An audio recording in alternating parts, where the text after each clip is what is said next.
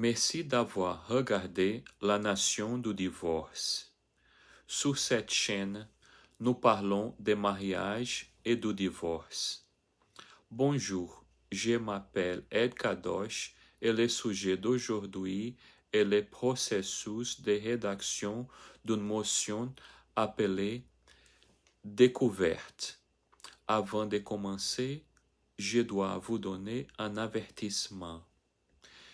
Ce que je vais vous dire est uniquement à des fins de divertissement. Je ne suis pas avocat et je ne propose pas de conseils juridiques. Si vous avez besoin de conseils juridiques, recherchez un avocat compétent et honnête. Veuillez regarder la vidéo intitulée Qu'est-ce qu'une motion? Pour mieux comprendre les messages de cette vidéo aujourd'hui. Bien sûr, vous pouvez soumettre des requêtes au tribunal en adressant une demande au juge, mais si vous présentez au tribunal du divorce, vous verrez probablement beaucoup plus de requêtes soumises au tribunal par des femmes que par des hommes. Comme je l'ai dit dans une vidéo précédente, votre ex-femme pourrait déposer des requêtes au tribunal pour réclamer toutes sortes de choses contre vous. Dans l'exemple d'aujourd'hui, votre ex-femme a déposé une requête au tribunal affirmant que lorsque vous conduisez votre enfant dans la voiture, vous n'utilisez pas le siège d'auto et ce faisant, vous pourriez mettre la vie de votre enfant en danger. Dans sa motion, elle a également déclaré que vous donnez trop de hamburgers et de hot dogs à votre enfant, alors que l'enfant est en votre possession. Utilisons maintenant l'exemple d'aujourd'hui pour expliquer comment fonctionne le processus d'écriture. Le processus d'écriture comprend 7 étapes.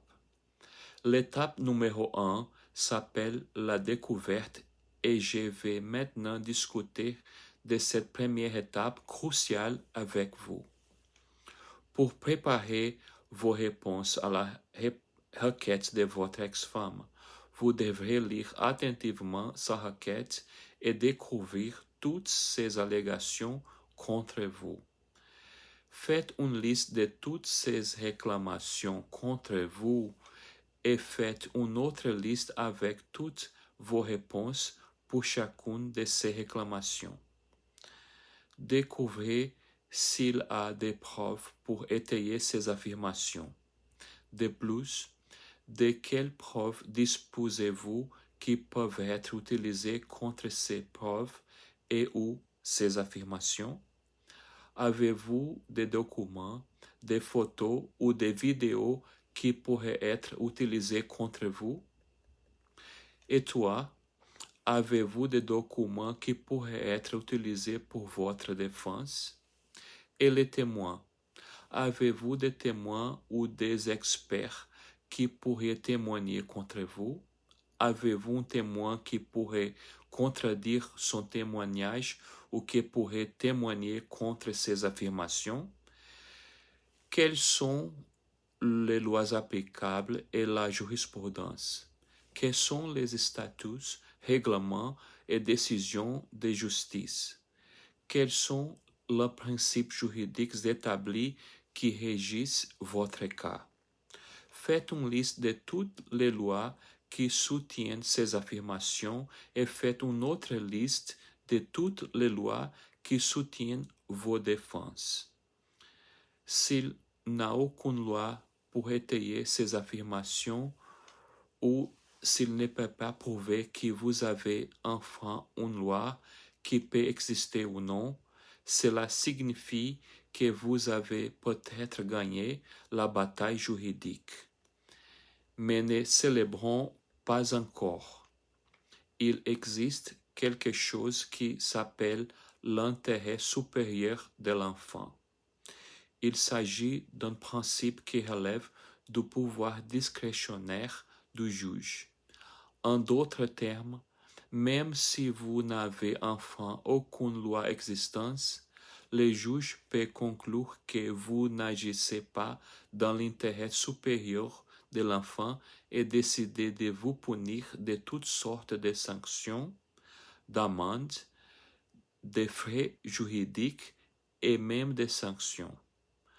L'emprisonnement dans certains cas. Aller au tribunal du divorce et regarder des hommes se faire menotter et envoyer en prison à cause des décisions du juge. Faites une liste de toutes les questions que vous souhaitez poser à votre ex-femme et à ses témoins les jours de l'audience. Faites une autre liste avec toutes les questions que vous pensez que les juges, votre ex-femme ou son avocat, si elle est représentée par le conseil, vous poseront. Préparez une liste de questions qui remettent en question la pertinence, la validité, la crédibilité et l'authenticité des allégations et des preuves fournies dans votre requête. Séparez également les faits des hypothèses dans votre motion.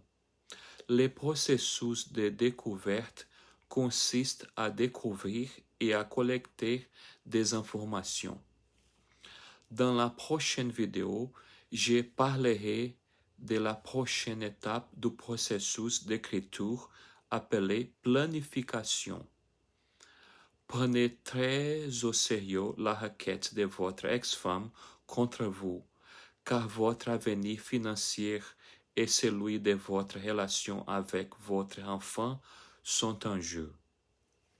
C'est très triste à dire, mais évitez le mariage et évitez à tout prix d'avoir des enfants, car ces décisions pourraient être les pires décisions financières et émotionnelles de toute votre vie. N'oubliez pas d'aimer et de vous abonner. S'il vous plaît, laissez un commentaire, surtout si vous avez été victime de l'industrie du divorce. Plus important encore, partagez cette vidéo avec vos amis, en particulier ceux qui envisagent de se marier et ceux qui sont en train de divorcer en ce moment. Merci d'avoir regardé.